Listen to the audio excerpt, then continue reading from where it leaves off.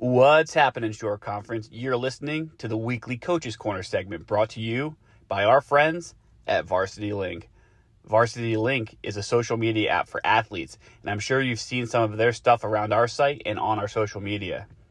Varsity Link is one of our premier partners, and we're working hard behind the scenes with their tech team to deliver not only some incredible content, but connect all of our Shore communities. Some of our capabilities are driven directly by the work of Varsity Link. So if you're a Shore Conference athlete or an up-and-coming youth or middle school athlete following our coverage, we cannot emphasize enough that you should download the Varsity Link app and get your profile started. The app is already pretty awesome, but for Shore athletes, you're still getting in at the ground floor. Check it out today, and here's your hosts, Bob Badders and Scott Stump. Ladies and gentlemen, welcome back to the Varsity Link Coaches Corner on the Shore Sports Network. Bob Badders here, joined with Scott Stump, the usual suspects, back each and every week talking Shore Conference football, breaking down a couple teams. And this week, we're excited to be joined by Keyport head coach Coach Glezman, and we'll talk to him in just a little bit. And then later on the hour, we will welcome in Toms River North head coach Dave Oizerowitz. A lot to talk to both those coaches about. Already a lot has gone on for both those teams early in the season as I bring in Scott here. And it's and we talked about this on our Shore Sports Network, the Shore Football Report podcast. It's hard to believe it's midway through the regular season already. And you just had your midseason, your mega midseason notebook drop on shoresportsnetwork.com. So all that fun stuff. For me, it's still a little bit too early to look ahead to the playoffs, but at the same time, it's not. You can start actually glancing at those PowerPoints and kind of getting an idea. And it was wild as I was breaking it down. It's like, this game in a week or two, this game next week will clinch at least a tie for a division title if a team wins, or this team, will win it outright. Like, it's that time. Titles are being clinched. Top seeds are, being chased in this last month. And yeah, I took a look at the player of the year race. We know with a lot of that, the playoffs weighs so heavily. So it's hard to project too much, like this guy's the runaway defensive player of the year, or offensive player of the year. Although I will note, the offensive player of the year was probably Micah Ford. That was a big front runner. Certainly. But now with him being out injured, that's kind of opened the field up to a lot more guys.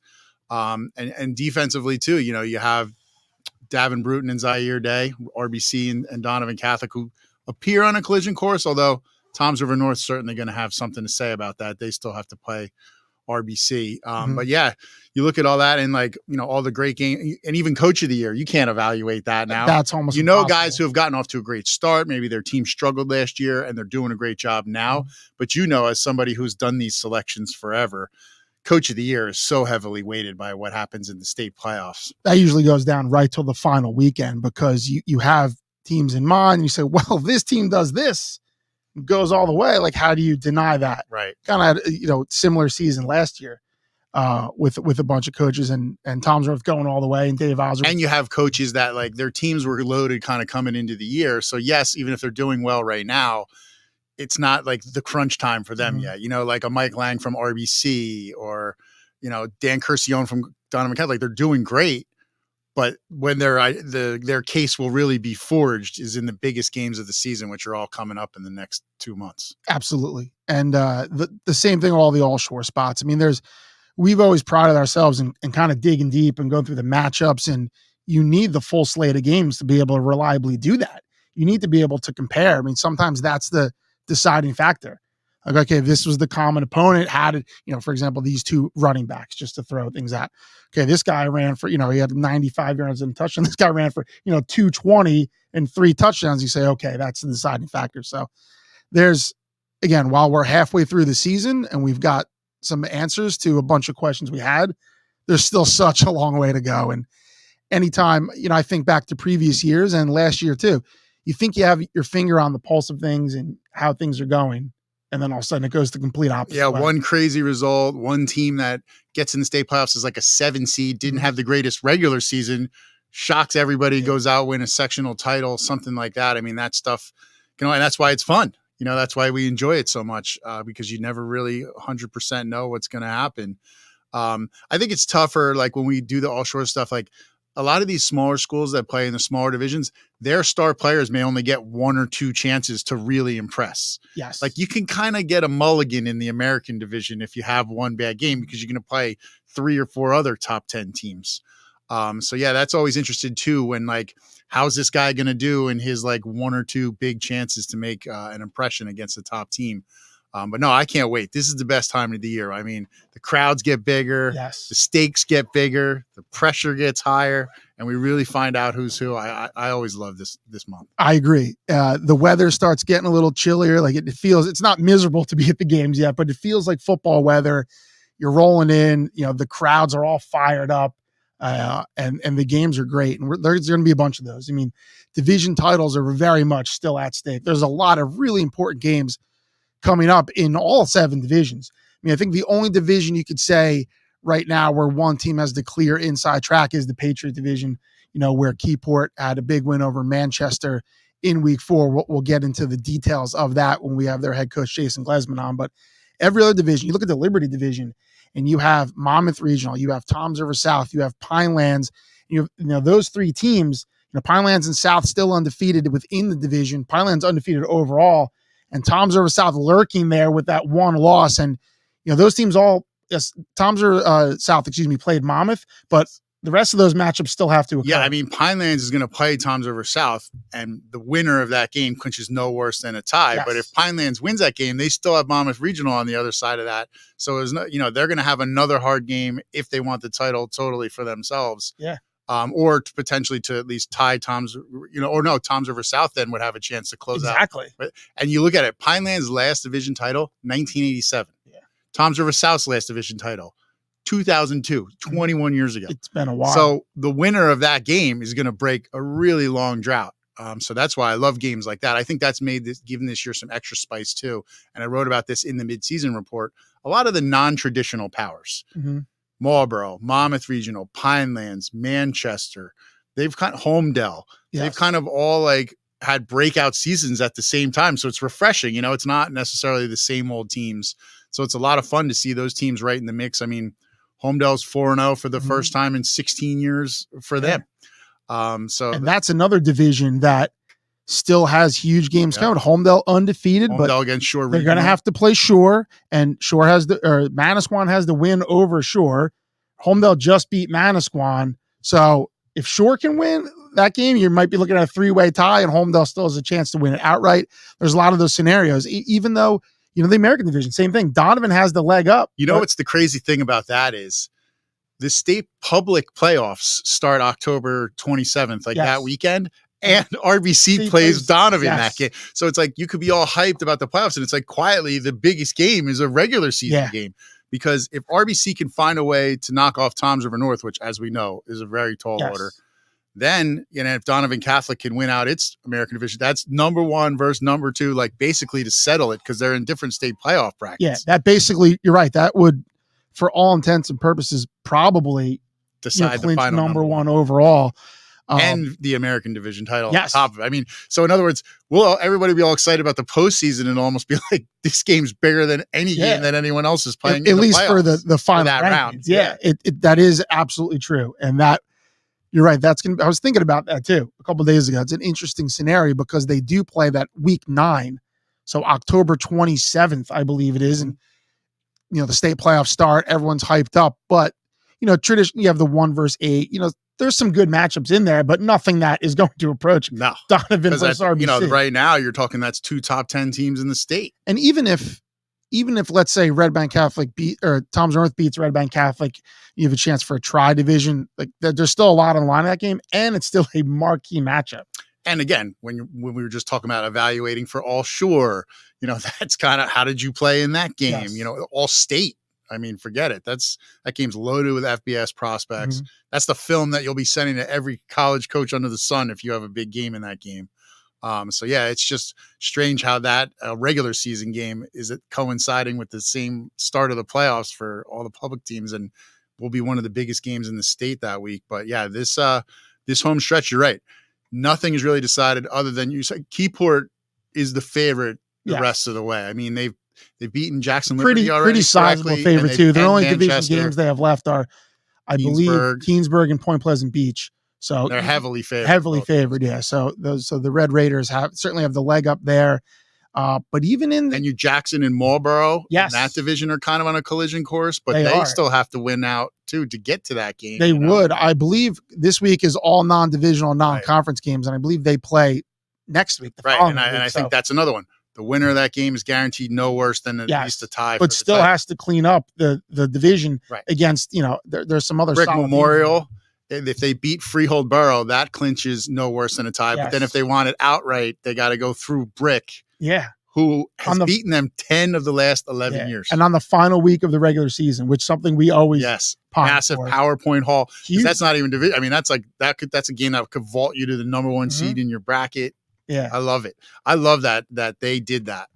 I wish more teams just did that, where like your big rivalry game was right on that weekend that could just totally change your playoff seeding, division champion type stuff. I think that's the perfect weekend for those. I love it too, because the stakes are so high. And also week 0, week 1, those rivalry games, I know are great then. I know there's some coaches that really like them because it helps to set the tone for your offensive, program and everything like that. The kids are super focused. The hype builds throughout the summer. But I also feel like injuries notwithstanding, teams are what they are in week 8. You are what you are at that point. You're seasoned, and I think it's the best representation of which is the better team. And there's so much on the line. That's what I think it is. The stakes are just so much higher. One game I do want to touch on from last week, and we recapped this all on the Shore Sports Network football podcast. You can check that out anywhere you get your podcast, Apple Music, Spotify. You go to shoresportsnetwork.com and follow the links there as well. But that was a top 5 match of the game you were at, and it was Red Bank Catholic 34-6 over number 4 Rumson. The final score deceiving because that was a 1-score game until the fourth quarter, and the Casey's put it away with 3 touchdowns in under 2 minutes. Yeah, a minute and 5 seconds. Yeah, that'll do it. Yeah, it was rushing touchdown, recover a fumble, rushing touchdown, pick 6. Boom, boom, boom. For RBC, it was Emmanuel Ross, couple touchdowns, Luke Wassef over 100 yards on the ground. The defense played great. Davin Bruton had a pick 6. But what stood out most to you about the Casey's? Their running game is coming around. They controlled the line of scrimmage, but it's really their defense just flies to the ball. I mean, Rumson, I thought their secondary was impressive because they haven't been tested a ton this year because they haven't played a passing team like Rumson with Owen O'Toole, and they picked him off 3 times. Bruton returned one of them for a touchdown. Stephen Myers, their senior D-back, had 2 interceptions, including one at the 1-yard line. So I thought that was a really good test. It was kind of a crazy windy night that night. It was right before the tropical storm came.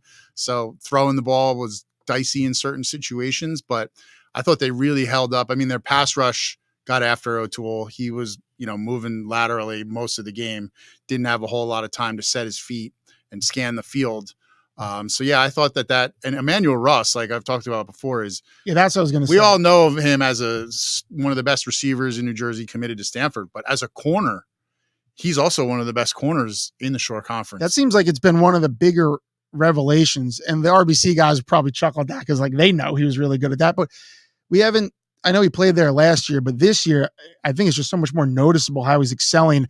I know it jumped out in that first game when they played Bergen Catholic, and he did a really good job on Quincy Porter, I believe, their stud wide receiver, and he's continued that. I mean, he did a really good job on Nick Rigby for Rumson, who's such a superb route runner, and just like what Nick Rigby does is he just gets open against everybody, and he had his catches, but you said Ross did a really nice job. Yeah, I mean, he had 5 catches for 40 yards, and most of them were either like when the game was kind of out of reach and they're trying to come back. He did beat Ross for 1 5-yard TD on a perfectly thrown ball by O'Toole right there near the end of halftime. But no, Ross relishes it. He wants to be known as a complete player.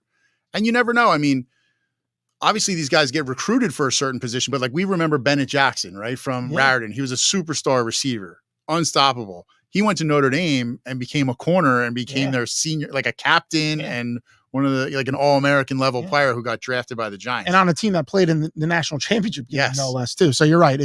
It's always good to be, broaden the skill set and, give your collegiate team options. Cause we've seen it with Jabril Peppers is maybe the biggest example, maybe the best running back in the country his senior year. Right. And he ends up playing defensive back in college, and now he's a starting defensive back in the NFL. Yeah. So, yeah. So you never know, but no, yeah, Ross was, he's really impressive every time out.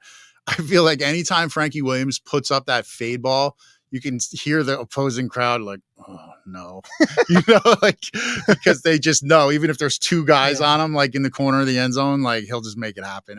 He's one of those guys that because they run the ball so much, he doesn't touch the ball like a ton. It's not like he's getting like 10 catches a game, but I swear 1 out of every 4 times he touches the ball, it's a touchdown. The quality of the plays is outweighs the maybe the lack of quantity, I guess. Yeah. And now I'm interested to see, RBC, it was penalty ridden game. They had 12 penalties for 80 yards. They have to clean up, but now they're going to go up to Seton Hall Prep this weekend. And that's a big, like, Shore Conference reputation game. Seton Hall Prep beat RBC 17-0 last year. This year they're 1-3. They're not ranked in the state, but they're still a very dangerous Their team. schedule's been very excellent. talented team. But, you want to see RBC go up there and handle their business on a weekend where both of our top teams, Donovan Catholic taking the jet shuttle up there to Montvale, the longest route to play St. Joe's. And that's a team that beat them handily last year. 42-14, I believe, yes, at MetLife Stadium. But, really testing themselves because they know if we ever want to win non-public A, those are the teams you got to beat. Absolutely.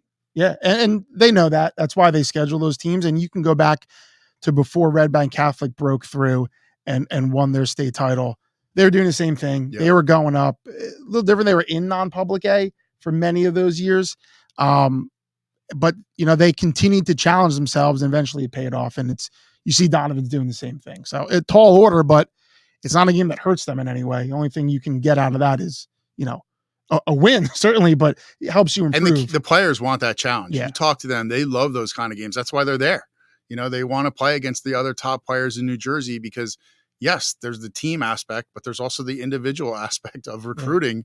That's a high visibility game. A lot of college coaches are going to want to see the film of that game. Mm-hmm. So yeah, that's it's a tremendous non-conference. Man, yeah, go up and take your shot. See what happens. Another team college coaches are probably going to want to check the film on is Keyport because the Red Raiders are rolling up the stats and playing some excellent football. And in just a couple of minutes, we'll talk to Keyport head coach Jason Glezman. We'll take a break and we'll be back with that on the Varsity Link Coaches Corner on the Shore Sports Network.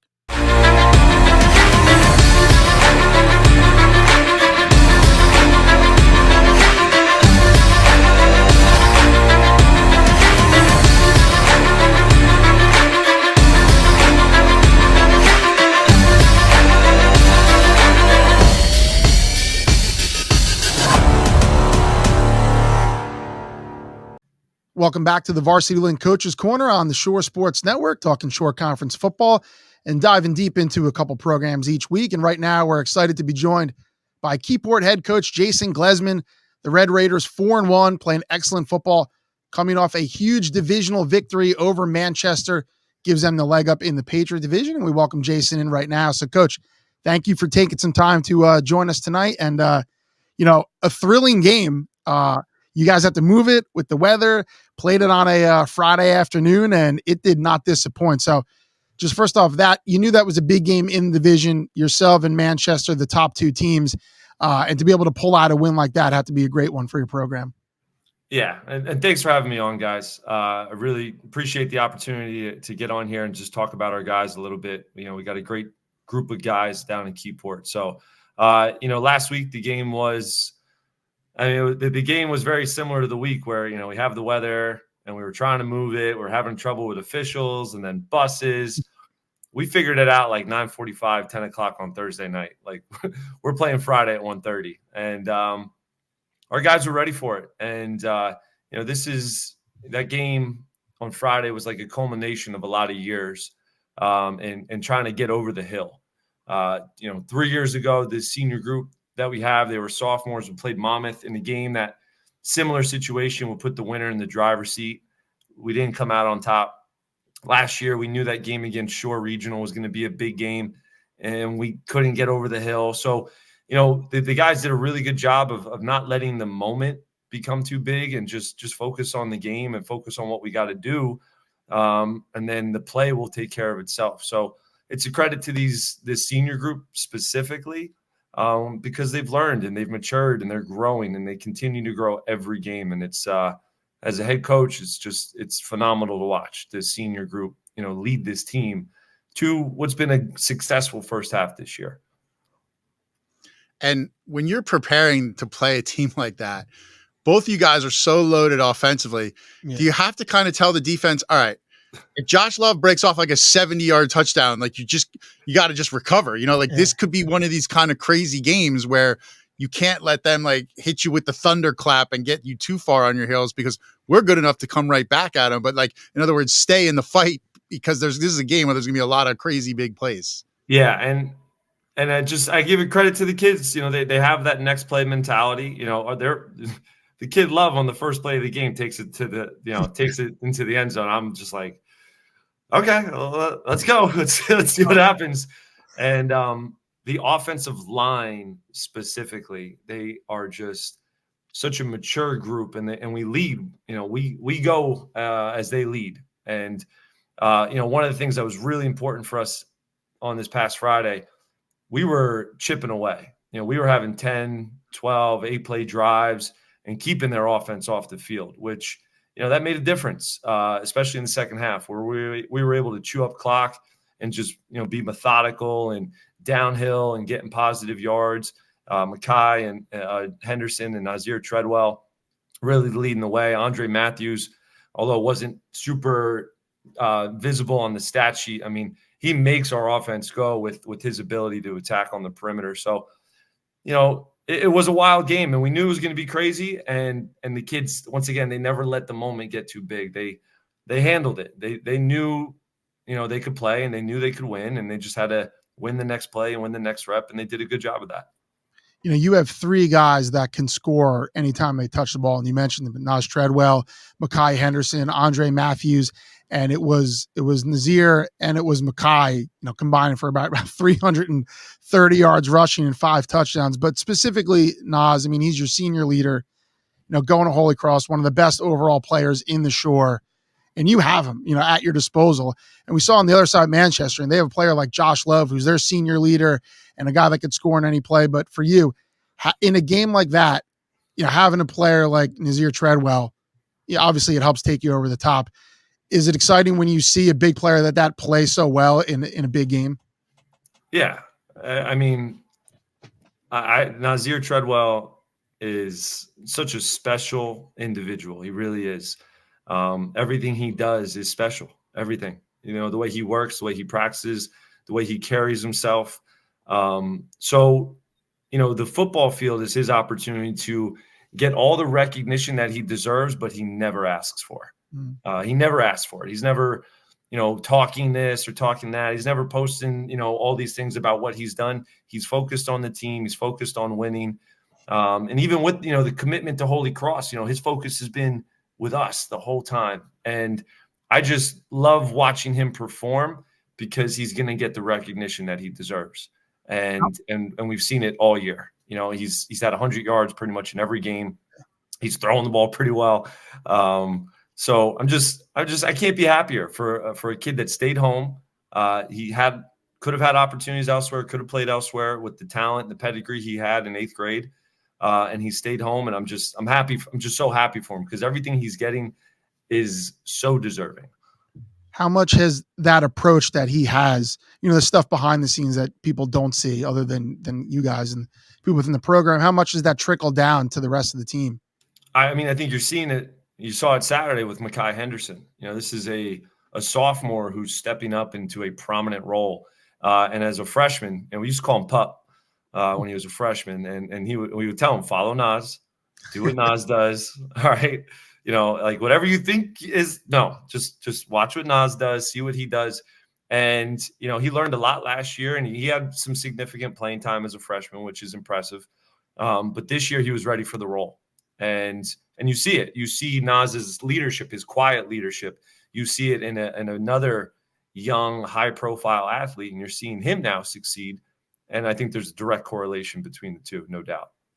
I thought one of the most fun aspects of the game was in the midst of all these like all Shore level players making ridiculous plays and all this, it's a freshman kicker, Marshall Colangelo, not missing an extra point that turns out to be literally the difference in the game. Yeah, you might still be playing. Yeah, you might be in the 18th overtime right now if it wasn't for Marshall. I wouldn't have made it out of that. Marshall he's cool, man. He's so cool. He doesn't even realize the moment. He understands what he has to do. Got to kill the ball. Just, we talk about operation all the time when we're doing field goal and extra point. Operation. Keep your head down. Keep your eye on the ball. And he's been very consistent throughout the year. And I'm happy for him. He's a young freshman that probably doesn't realize how important of a role he had in Friday. I'm not even sure he realizes it just yet. But the Ports had some great kickers over the year. Pete Check, remember those days? The legend Pete Check. He was great. But we like kicking extra points. It's sometimes that's the reality at small schools. You just don't have a kicker. You don't have someone that's a reliable kicker. So you just put someone out there who's the best athlete, or you try him out in practice and, okay, this guy was the best one. He's the kicker. And sometimes you see that can be the difference in a win or a loss. That hasn't really been an issue for you guys. Colangelo's been pretty good. How big is that? Especially the fact that he's a freshman, where you have someone, I'm sure he plays other positions, but someone who can be a reliable kicker for the next, 3+ years. Oh yeah. I mean, just having your role, we're a small team. We got 35, 40 kids and we want everybody to have an established role. And we want everyone to feel like when we win on Friday, that it is important what you're doing. And we saw it firsthand week one, one of our big linemen, Ryan Burns. Mm-hmm. And here's the thing, guys. Everybody at Keyport wants to be a kicker and a punter. I don't know what's gotten into these guys. Like, can I kick? Can I punt? But Ryan Burns, Marshall was out week one. He was injured. And Ryan Burns, our starting tackle in D end, was kicking. And we had a good game. And it's like the third or fourth extra point, and he's gassed. And he's like, Coach, what? I don't know if I can do this. I was like, I didn't want you to do it. I wanted Marshall to do it. So, Marshall came back week two and he hasn't let it go. And he owns his role and he knows his role and he does a very, very good job of it for such a young man. And it is important, especially as we, keep getting down the road here. Those points are essential.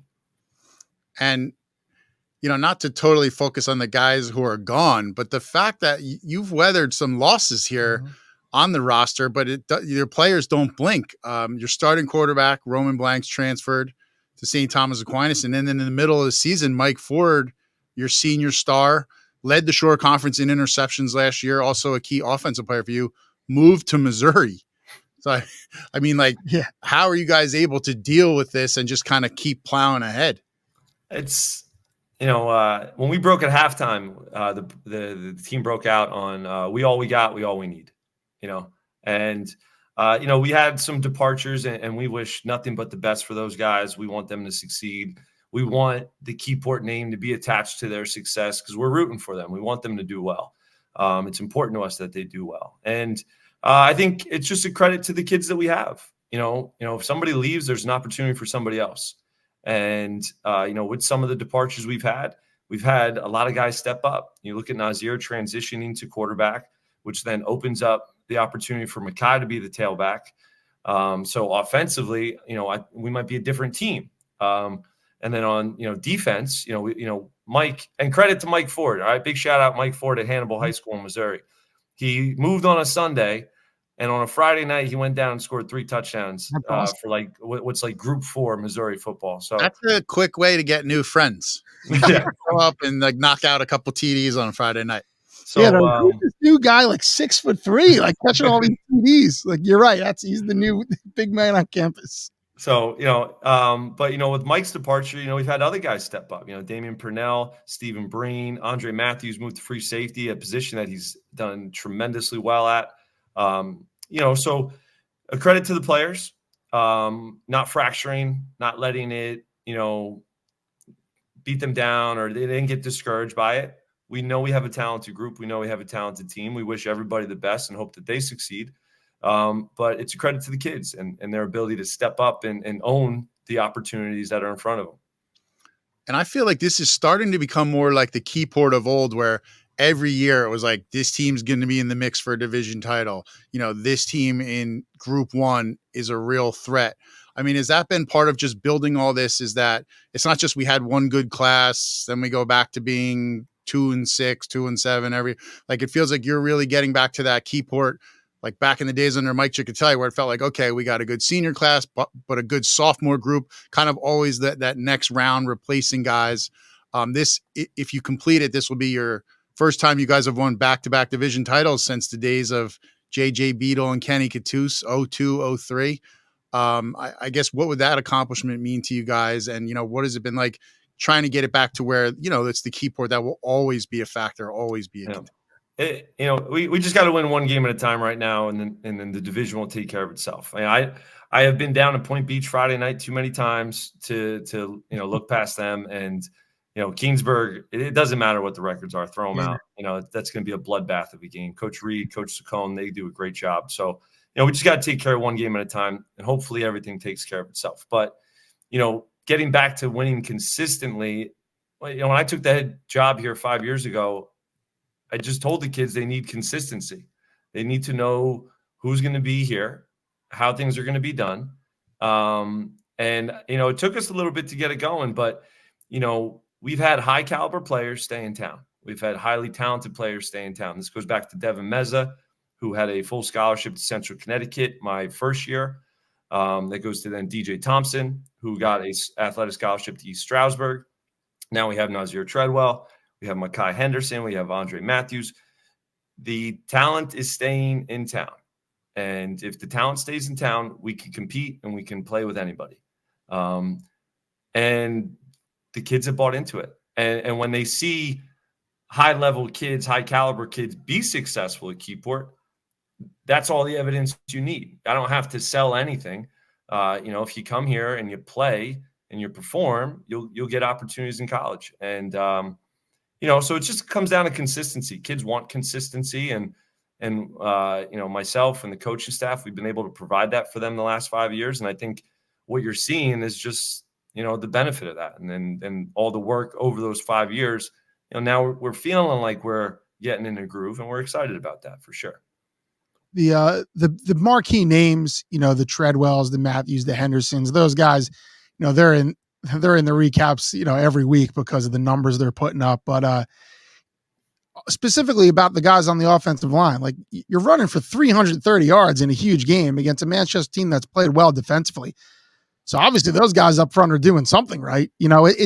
I know there's been comparisons to Freehold Borough, and they had Ashante Worthy just with the style of offense. I know it's not exactly the same because you do have another guy in the backfield, but it reminds me of that in the sense where people started to forget, like, yes, there's a lot of talent in the backfield, but the offensive line is playing pretty well. So you mentioned Ryan Burns. Tell us about the rest of those guys up front and how well they've played and enabled your athletes to do what they can do.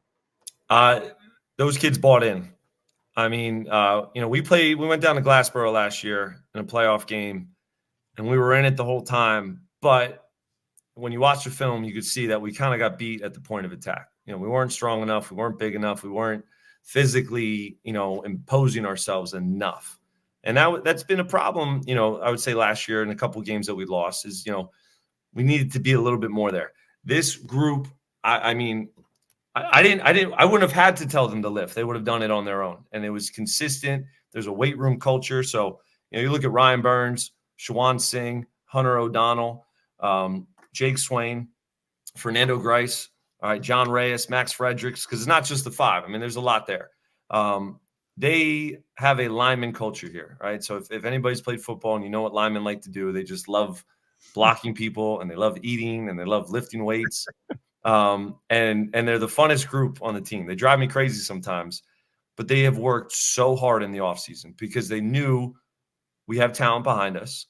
They knew that we can do things if we can get that O-line a little bit more consistent. And then another part of that is, Nick Christostakis. He was a longtime coach at Keyport. He was kind of away for a little bit. We were able to bring him back on, and I want to just give a shout out to him. What he's done with that offensive line, building their confidence, building their knowledge and understanding of the game. Just a credit to that whole offensive line group, that whole room. They take pride in what they do. Every Nas achievement and Makai achievement is an achievement of theirs. And a lot of our success, they, like you said, they don't get as much publicity as maybe they should. But, we go, they go, we follow. You have a Gateway coming up this weekend. So it's like the whole Shore is either non-division or non-conference game. So Gateway, tell us a little about Gateway, what you guys expect to see from them, and maybe some of the challenges they present. This was a good opportunity for us. We were able to get 2 West Jersey crossovers last year, so we're doing a home and home with Gateway and New Egypt. We played them last year. Big physical team, and we want to be in the playoffs, and we want to be able to compete with these South Jersey teams, and we want to be able to get over the hurdle, and we want to kind of take down some of those guys. And Gateway is a phenomenal team. They are physical, they are fast, they got talent all over the field. And last year we were in a back and forth, just a very, very physical game. They got 2 or 3 offensive defensive linemen that are just massive individuals that are fast and quick and nasty and tough. They got a lot of skill. So for us, we're looking at this as an opportunity to win a game. We're going down to Gateway. It's a 2-hour drive, and we got to go take care of our business. They're talented. We know they are. We're not taking them lightly. And what I'm hoping for is with a victory against a team like that, regardless of what the record is, that'll give us some confidence, assuming we can get into the playoffs. And if we get matched up against the South Jersey team again, we can play against those guys. I know we can. We just got to prove it. Yeah, I remember it's so different now because Keyport to me in the state playoffs was always South River and Shore Regional. Yeah, now you have to worry about like Woodbury and like Gateway and these teams that are like, Florence was like the furthest south team that you could possibly have to deal with in the old days. But now it's like you got to scout like half the state for who you might end up playing in the playoffs. Here's what I know. They're going to be good. We played Williamboro, we played Salem, we played Glassboro in the playoffs the last 3 times we've been there. And our performances have been better. We've been more competitive, but we really, we want to get in the playoffs and we want to make noise. We want to win games. Getting there isn't enough this year. You guys are 4-1 now. The teams you're playing, you guys will be favored for whatever that means. I'm sure you're not looking at it that way, but what's the message to this group now as you get into the second half of the season and you want to have that push into the postseason and be playing your best football come, the middle of October? Just get better. Each week is an opportunity to get better. And each opponent we have left on our schedule, whether it's the coaching staff, whether it's the players, I know not to take lightly. The winning football games is too hard. Winning on a Group 1 level is too hard. And you can't take anything for granted, and you can't look at anybody as an easy win. Because anything can happen any weekend. I've experienced it at Keyport. So we just got to take care of our business. Every week, it's been the same story. We have to worry about ourselves. We have to take care of what we have to take care of. Because when we don't take care of our business, that's when we don't perform well. That's when we lose games that we think we maybe should have been able to win, or we don't finish as strong as we would have liked. So, our focus is on ourselves. And if we keep focusing on ourselves and continuing to just try and get better each week with every opportunity we have, I think that's going to put us in a good position here as the season kind of goes through the second half. Jason, thanks again. I just want to, for taking the time out on a Wednesday night, and also announce to everyone that Keyport is our Jersey Mike's team of the week for this week. So congratulations to you guys on that. Look at, he's got the football right there. What's your order?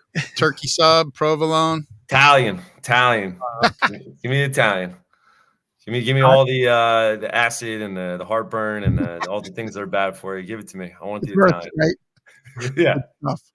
Well, again, thank you very much for taking some time tonight, and hopefully we'll be talking to you a bunch more the rest of the way. So good luck to you guys. I appreciate you guys. Thank you so much for having us on.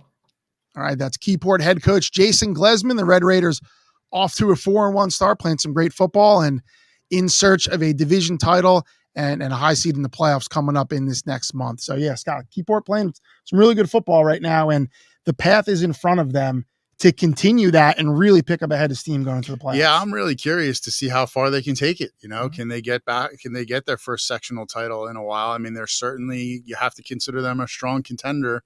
Like Coach said, you don't know how those South Jersey teams are going to be in the mix. They're tough down there, but Keyport definitely has the talent and the coaching staff to get it done. So I'm looking forward to see how it goes.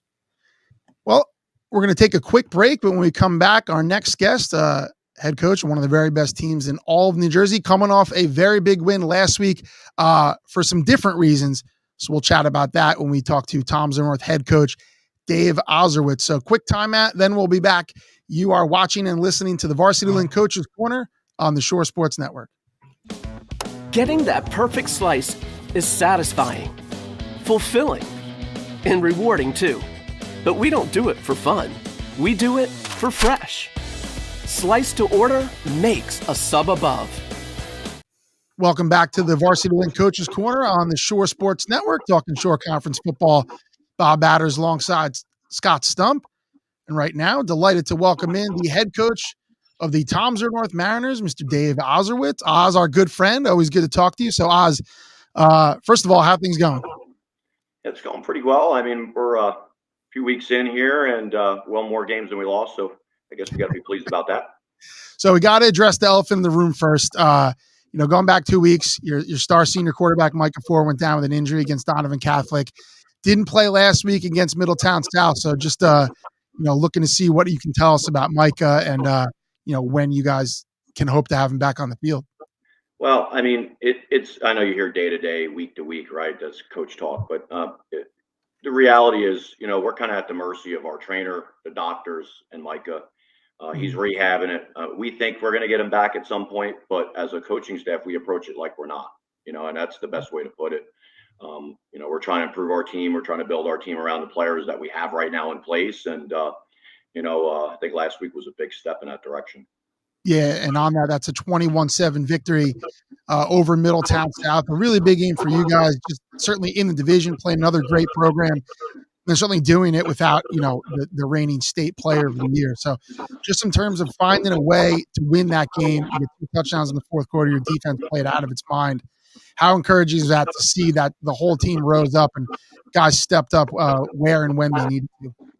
Yeah, I mean, that's you never know when you lose a player of that magnitude where, he's been the driving force behind, really the success we've had the last few years. And, he went down. A lot of leadership kind of, stood up to the forefront in the locker room and, during our film session. And the guys just got together and really kind of understand, listen, everyone's got a role.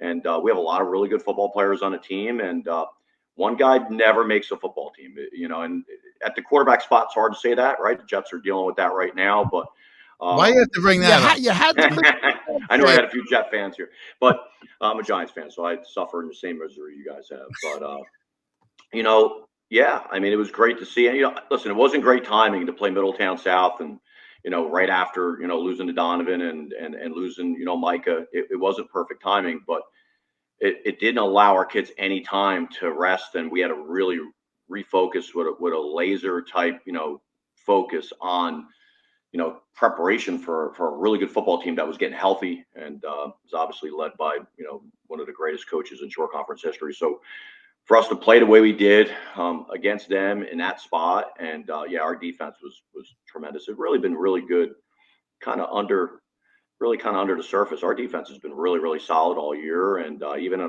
the game we lost, or 7-7 with midway through the fourth quarter with a really good team. So we feel real good about our defense. We can hang our hat on that, and offensively, there's areas we need to improve. We're not the same team we were a year ago, but I think we're a team capable. If we improve in some certain areas, that we could make another run, and that's really where our focus is. Just get better every week. Our schedule is so good that you really don't have time to rest, and we got another tough game this week. And I thought you guys just showed a lot of mental toughness. I mean, this is a team that had not lost a football game since these seniors were sophomores.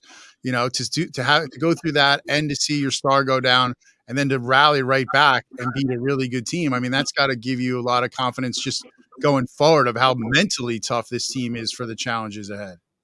Well, I always think that when you lose a game, I think the coaches take it harder than the players do. They're resilient. Teenagers are resilient, and next day, we lost. We came back and, looked at the film and looked where we made our mistakes and where we need to improve. And they were in good spirits. By the time we left there, it was a little somber at first, but they were in good spirits. And when we walked out of there, I'm like, okay, we're going to see, these guys are ready to go. And, we did lose a game, but it's not the end of the world. And it's, we knew we'd be vulnerable earlier in the year. I think we were last year too. We were able to survive and it really start to snowball, in terms of the way we were playing with momentum. And, all we're trying to do right now is get better. If we can get better, we have a pretty good ball club, and it was no shame losing to Donovan. They were a good ball club as well, and we few breaks here and there, maybe the game goes different, but that day they were the better team, and I think our team was able to accept that and move on and say, okay, we still have all the things we want ahead of us, in front of us, that we want to win. And that's kind of where our focus is. Micah just added a little different twist to the whole deal of losing, so that was something unique. But it was good to see our kids come together and play the way they did against that quality of an opponent. And we just got to keep it going and keep moving forward. And one thing that struck me earlier this year, your comments that you made to Bob after the Rumson game about Jeremiah Pruitt. You've coached some tremendous FBS, star players during your career, and you called him one of the best players you ever coached, like one of the most talented, especially all-around versatile players. And he became a huge factor in this Middletown South game, stepping in on offense, scoring a couple of touchdowns. I mean, how much, I guess, has it helped that, yes, we have to kind of adjust here, but we do have a guy like that we can put in so many different positions to make plays. Yeah, I mean, we haven't, last year we probably asked more of him offensively than we so far have done this year until the Middletown South game. But yeah, Mike, when Micah went down, I think you can never replace a player like that. But Jeremiah does give us that ability to run the football out of some of those big, heavy sets that we run that cause some issues schematically for people to line up against and create that extra gap. And he's just such a physical, force there running the football. It's a different style than Micah, but he's very productive, and he brings that energy to the team, and he's a winner above all things. But yeah, he's definitely, out of all the players, we've coached a lot of different players, a lot of different places and it's no slight on anyone, because we've had so many great players over the years here and other places that a lot of these guys have coached with me at. But I would say he's probably the best all-around football player that we've coached. We all talk about. There's really nothing he can't do. He's even a heck of a punter, rugby punter, and he actually spin the ball pretty good as well. If that's all he did all summer, he's got a great arm. He could spin it, and be taught to do that. So, he's a very talented young man, just all around. The quarterback that was throwing the ball primarily for you last Friday was TJ Valerio, and he had a really solid game. I mean, how impressive was that for him to come in? I know it was tough at the end of the Donovan game. You're driving, trying to, get a tying touchdown, and he's got to come in after Mikey gets hurt, and that's almost an impossible situation. But a week to prepare, he came out. Looked like he played really well for you guys. Had the touchdown pass to Jeremiah, and just seemed like he was a stabilizing force, back there at quarterback. Yeah, I think you're accurate in your analysis. I think he came into a rough situation there, Donovan. We're in a battle there. I think he came in third down, and their defensive line's pretty good, and we were having a hard time blocking him, so that he was thrown into the fire there. But a week to prepare with our staff, and we have a lot of confidence in TJ. We really believe TJ is a very, very good high school football quarterback, and we weren't surprised by the way he played. He does have a lot of poise. He knows our offense very, very well. Obviously he's different than Micah or even Jeremiah in that position, but he's a guy that can lead us to victory. And I thought, he made really, really good decisions in the pocket, when to throw it, when to kind of tuck it and not force the ball into coverage. And some of their great players, they have a lot of good players in Middletown South on defense, and he played a near flawless. There was only one play probably where we said, hey, that ball should have been delivered here. But he tucked it and ran and got, 8 or 9 yards. So can't complain about that. But yeah, very, very pleased with both of them in terms of the role, the niche that we kind of carved out for both of them in that game, and for that game plan for a team that's very difficult to play against defensively, for your offense. Another guy to talk about. I mean, one of the biggest recruits in New Jersey and really the Northeast. Your two-way lineman, Jalen Matthews, your junior, was committed to Penn State, announced that he decommitted, got the offer from Coach Prime, which I know players definitely love showing that off these days. But I guess, how have you seen his growth? I mean, he's a ton of spotlight because of the recruiting and all that, but what kind of player is he this year compared to last season? Well, I think the biggest difference for him, the first 2 years he focused a little more on the offensive side of football. He's been great for us on the defensive side, playing defensive tackle for us and nose guard and our base D. And, he really probably played his best game of the year against Middletown South, two-way game. So he keeps getting better. And, there's always room for improvement. I think he's got a lot of pressure as well, being as highly ranked as he is and as highly scrutinized as he is. But I think he's handling it well. He's got a level head on his shoulders, and obviously, he's a unique guy. He's 6'6", he's 290 plus. He can run. He's physical. He's tough. He's a mean guy when he steps on that field. He's the nicest guy you want to meet off the field. But gets a lot of attention, obviously nonstop from everybody all across America, and rightfully so. But he understands what's important. We want to win a championship here. We want to contend for a state title, and he understands that our football team comes first, and that's the most important thing. And all the other stuff, all the other accolades will follow. And he's kind of kept that insight. I think it's kind of crazy that your other tackle, your senior Justin, is he even like bigger than Micah? Like how many 6'6", 6'7", 300-pound, something tackles? I mean, that's quite impressive. And the rest of the line's big too. I mean, is this the biggest group of offensive linemen you've coached? It's funny. We're pretty big, but so is the other teams in the league. You watch the film of the teams in the American division. The league might have the largest offensive line, groups in maybe short conference history. I mean, every team's got a big physical line. Donovan's huge. Wall might be bigger than everybody. They're massive up It is front. true. Red Bank Catholics, a big physical football team up front. So, I think for Toms River North, I mean this is one of the bigger groups we ever had. We were huge last year too. We're probably slightly bigger this year. We've had some big offensive lines. I know Coach Nanny had some really, really big lines. We had some big lines when we first got here back in 06 and 07. But this is probably the last 2 years, I'd say the biggest lines we've ever had here. And we always have some big guys, but as a group, we're large. But so are the other teams in the division too. So I don't think we're unique in the American, but for Toms River North or Toms River, for sure. Yeah. Bob and I talk about the American division outside of that division with Bosco and Bergen and whatever. It's probably the hardest division in New Jersey. It's got to be. I mean, you got 1.4 of the teams are ranked in the top 16 in the state. Yeah. It's a good division. Listen, since they started it, I think the first year they had it was 19 in its current edition. There's been American divisions before, but where they put the best teams, from the year before in the same division. Every year, the division is very challenging. It's very competitive. It's dog eat dog. Teams eat each other in that division, and and I've always said, the division's great. It's great for the media. It's great for you guys. It's great for the fans.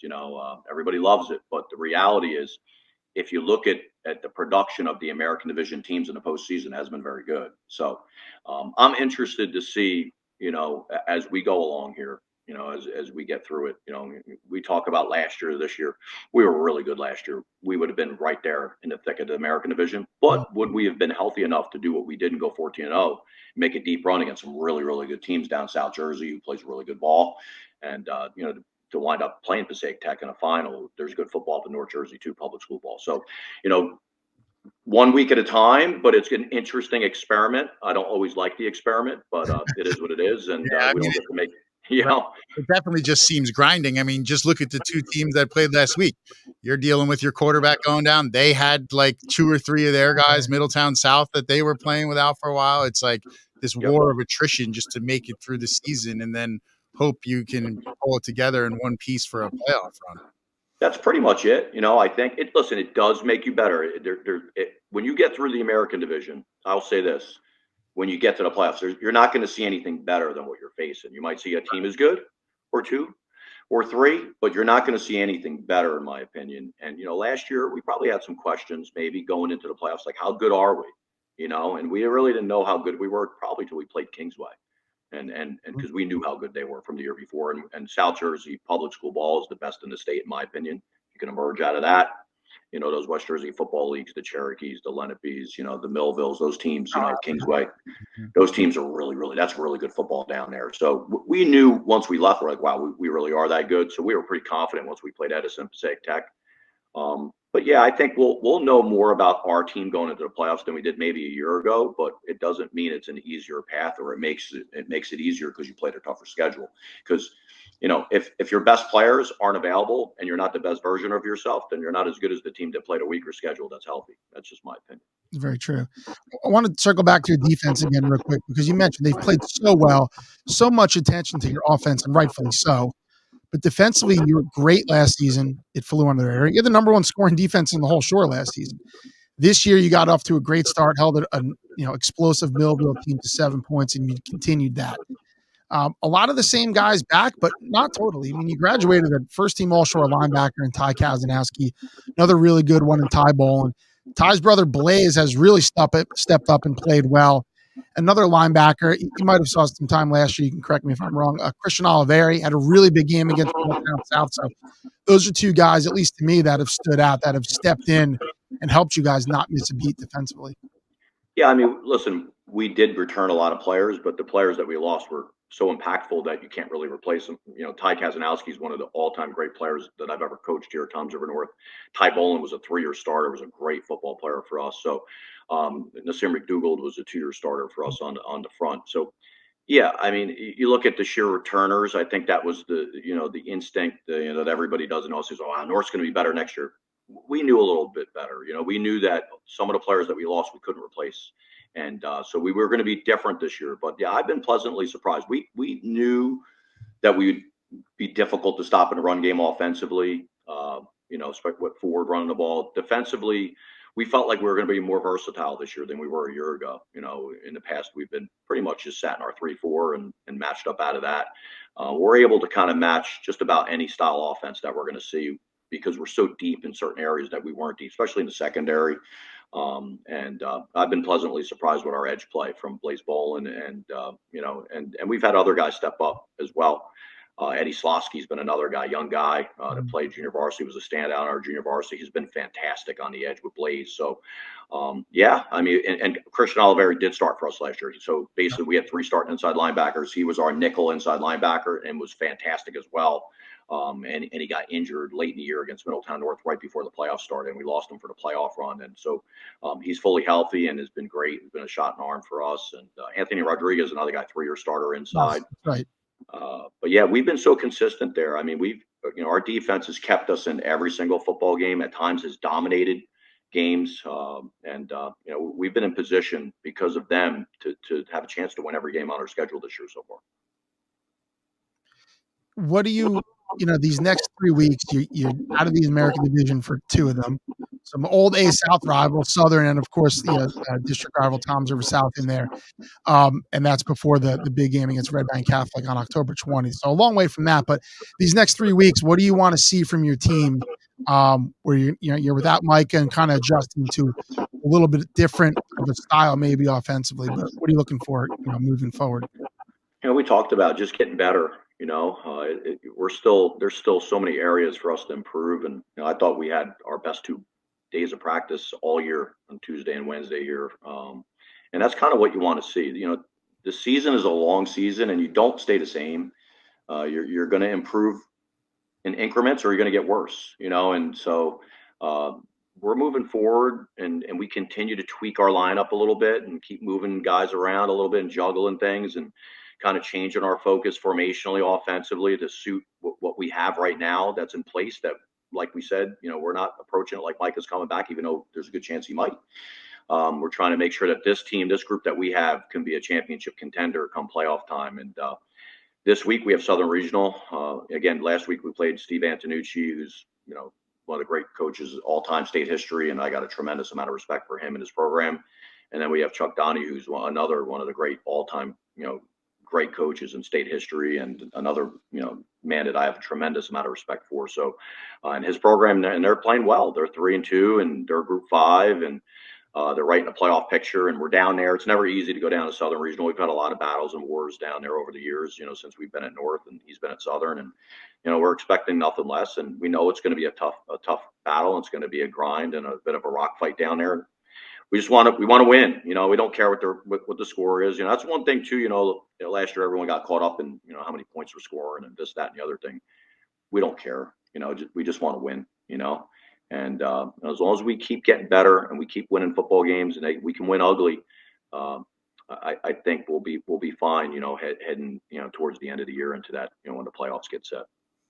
Yeah, that's what Bob and I were talking about. When you hang the banner, they don't put the scores up next to it. That's true. You just get a championship ring. It doesn't have the scores on it. It just says that you won. No, again, everyone gets all caught up in that, and and the media should, and I know there was a record-breaking team last year, and that we were a good team, and we got hot at the right time, but this year it's a different team. It's still a very talented team, but it's different, and there's a lot of different ways to win football games, and as long as we keep finding ways to win, all right, that's the end goal is to win, move on, advance, tweak your team a little bit, and try to tighten up everything up, heading into the playoff run. One last one for me. Your son Luke is a senior defensive back and all that, a starter and a very good one. Played last year as a starter on the championship team. Getting to coach your son, I imagine, is pretty nice. I'm sure it's a little bit unique, but especially him as a senior now. The last go around for him in high school. How's that been? I'm sure it's like every week is a little more special because it's the time is kind of coming to end as far as his high school career goes. Oh, it's funny. I'm one of those dads that never want to coach his son. As a matter of fact, I didn't want him coming to North either. We actually live in the East area. He gets to go to North because I teach there. But yeah, I never coached him in anything growing up, any of the youth leagues that he played in, and I stayed away on purpose. And even here at North, I don't coach him. I pretty much yell at him more than anything. He gets yelled at. He gets that more than anything. But it's now that it's coming to an end, and we got a chance to talk about it. And obviously he's fortunate to be on a team as good as we've been the last few years. And we played in 2 sectional finals, a group championship last year. He broke into the lineup late his sophomore year as a nickel back, and last year moved into the lineup as well when we got into our nickel package. And he's been a good player. He's a good player. He's done well. And as a dad, I'm proud of what he does, but I'm also probably his toughest critic. So I don't know if it's always enjoyable for him. But when it's over, I'm sure we'll look back and we'll have some good moments to be able to cherish. Well, Oz, always great talking to you, man. Whenever you decide to stop coaching, whenever that is, you got to see up here if you want with us, man. We can break down football with you all day. So my wife's going to make sure I do something when I'm done coaching. I can tell you that. So I might take you up on that offer. Well, we'll keep you on speed dial for that, certainly. So again, thanks for taking some time on this Wednesday night to join us, and best of luck to you guys the rest of the way. No, I appreciate everything you guys do. This is great, and it's good to have Scott back, as well, covering short conference football. When I was a young coach, he was the guy that both you guys together really wanted to read your columns and all the things you guys did. So you guys bring so much to short conference. People forget a fun footnote about Dave, Coach J.R. Smith, the football player. That's true. Back in the day at Lakewood. Yeah. Well, it's funny. A lot of our kids, I've heard JR's retired now, but they're like, he played football. I'm like, he was really good. He got offered by quite a few schools, and he was a heck of a football player too. But those were some good Lakewood teams we had. So careers. It's funny how time passes and goes by. Just a quick footnote too. I don't know if you guys are aware. Former head football coach Nick Aramita passed away unexpectedly last Friday. So just want to say, my prayers out and condolences out to his family. He was like a big brother to me. Matter of fact, he was an assistant coach when we won the state championship in '91 at Toms River South, and I served under him at Lakewood and really became a head coach because of him. It's a little heavy heart this week. So just found out yesterday from his son, and just want to put out our condolences to his entire family. I know they're grieving right now, and deeply sorrowful about it. Well, thank you, Oz. Certainly condolences to their immediate family. Again, thank you for joining us. Good to talk, and we'll chat soon, I'm sure. Yeah, thank you. Thanks, Oz.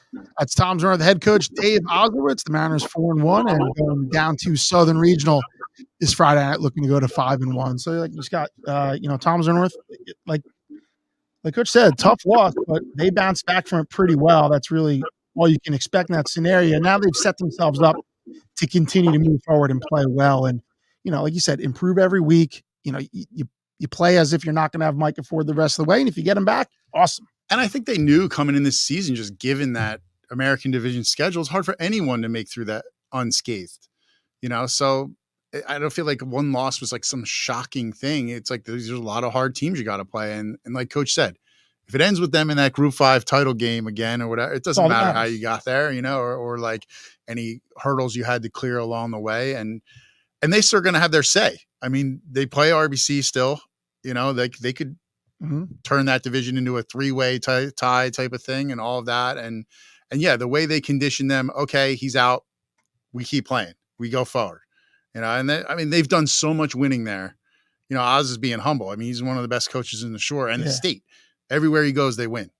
So, that's got to give the players confidence. These guys have led a lot of good groups. They did it with us last year. We follow what they're trying to say, and we'll be standing there at the end. Yeah, absolutely. And they're such a deep and talented team and well coached, like you said, where they don't have Micah Ford and you can't replace him, but there's still plenty. Well, think about it this way. If they do make it through this unscathed and then he comes back, they're going to be like, it's time to wreck the whole state. It is. You know what I mean? Like, it'll be like, if we did this, look how good we were like without him. And now we can add him back at just about full power. It's going to be like an adrenaline shot. That is very true. Very true. So real quick, just want to touch on one big game coming up this week in week 5. It's a top 10, top 6 showdown. We'll call it what it is. That'll be number 4, Rumson Fairhaven, going into Al Sainer Field on Friday night, taking on undefeated and 6th ranked Point Borough. A clash of styles. There's a lot of intriguing storylines to this one. It's Point Borough's explosive triple option offense against a Rumson team that always plays tough defense, always finds a way to shut down some top offenses. They're known. Yeah. For all those state finals. Yeah. Like, you have a great offense. Check this you out. average 40 something points a game. Like you're scoring 7 in this game. That's always interesting because to beat that triple option or at least slow it down, you have to be extremely disciplined. You can't come off your man and try to make a play on the quarterback. And because, Oliphant's too smart. The second you step one way, he'll pitch it to, Clayton or hand it to Croce and they'll be running free. So, and he has the ability to take one cut and bring it 60 if you yards freeze and he runs past you, like he may outrun your entire defense. Yeah. So I think that is a very interesting matchup. And especially, I just like it too, because multiple reasons. Obviously, these teams are 2 Group 2 contenders. They both have designs on we think we can win all of Group 2. The other is that it's a division comparison. A middle of the road, or a team that's currently in the middle of the standings in the American division against the best team in their division in Point Borough. The Colonial, which is the division right under to the American division. So you're seeing the comparative strengths there. Not easy to prepare for that triple option in only a week. But I think the other, and I don't know if it'll be a factor. I know you were giving me your meteorologist tips before this. Very amateur. Will it be raining? Because Rumson throws the ball a ton. Well, and then don't discount the factor that for an option team too, because that could take away the pitch and really make you not one-dimensional, but certainly not as dynamic. You're too afraid you're going to lose the ball or it's going to slide out of your hands absolutely and fly past them. Yes. So I think that's something to really keep an eye on too, because if it is raining, that could kind of throw off all of the scenarios that we're envisioning here. And it's an interesting of Point Borough does not play a lot of passing teams, heavy passing teams. And Rumson will come out and Owen O'Toole throw 35 times in a game if he has to. Let's face it, there's not too many teams around that will do that even. And Rumson now is one of those teams. So yeah, it's a different look Point Borough's defense is going to see. So for defense coordinator Shane O'Connor and their players, that's definitely a challenge. I think it's something they're looking forward to, especially given how they were eliminated in the playoffs last year. Williamborough just throwing bombs over the top of their head and killing them with big plays. And that was, they scored 30 points in that game and lost, gave up in the 50. So this is a big test, and I'm sure something they've been looking forward to. And also the line play. Again, is the American division bigger and more physical than the Colonial division? I think we're going to find out. Yeah. And obviously Point Borough is not as much about brute force up front as they are about technique and skill and using their speed to get off the ball. And we talked about it in the other podcast, Rumson with a big addition up front this week. Yes. There are highly touted sophomore two-way lineman Jackson Harris. He's a Rumson kid. Spent his freshman year at the Hun School. He's back now, had to sit out the required 30 days via the transfer policy, but he is set to make his season debut, and that is a massive, literally and figuratively, addition to both their lines. Rumson also doesn't have too many guys play both ways. They're almost strictly a 2-platoon team and have been for many years, but he's an impact player enough where their coach Jeremy Schulte has said, like, you're probably going to see him, play on both sides of the ball. And he's 6'2", 6'3", 300 pounds, exceptional athlete, has great footwork. So yeah, that's a big future presence. FBS guy by all accounts. And, does it help or hurt or whatever that Rumson just saw RBC, one of the biggest, most physical lines in the Shore Conference. Yes, they fell short, but in other words, when you play a team like that and then Point Borough, does it feel like, all right, this is more like our speed? We're not getting like overwhelmed at certain points. But I just think Point Borough has something to prove of like, you know, we could play with these teams. We can beat these teams and could just be round one, right? I mean, really could. There's a good chance. And think about it. The seating wise, could this be so that the next round is at Al Sainer Field or at Borden Stadium? Yeah. You know what I mean? It's tricky because you don't know how the playoffs going to shake out either. They could end up being in separate brackets like they were last year, but they could be in the same bracket. And if they do, you know, this game is going to decide who is the higher seed. So yeah, it could be for home field advantage.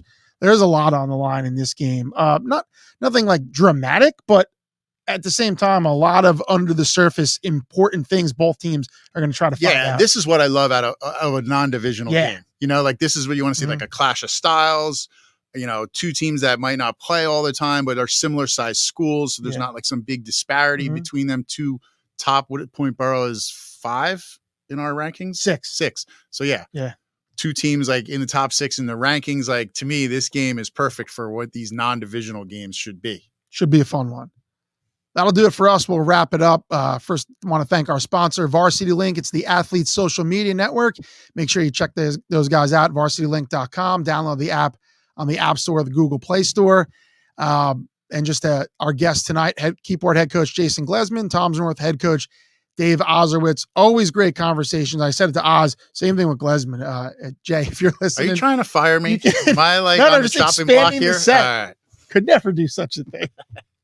So for Scott Stump, I'm Bob Badders. Thanks again for joining us on the Varsity Link Coaches Corner on the Shore Sports Network. We'll see you again next week. The right way to top a sub is with real red wine vinegar made from red grapes and no food coloring. And the right way to film it is in slow motion. Obviously. Because authentic ingredients make a sub above.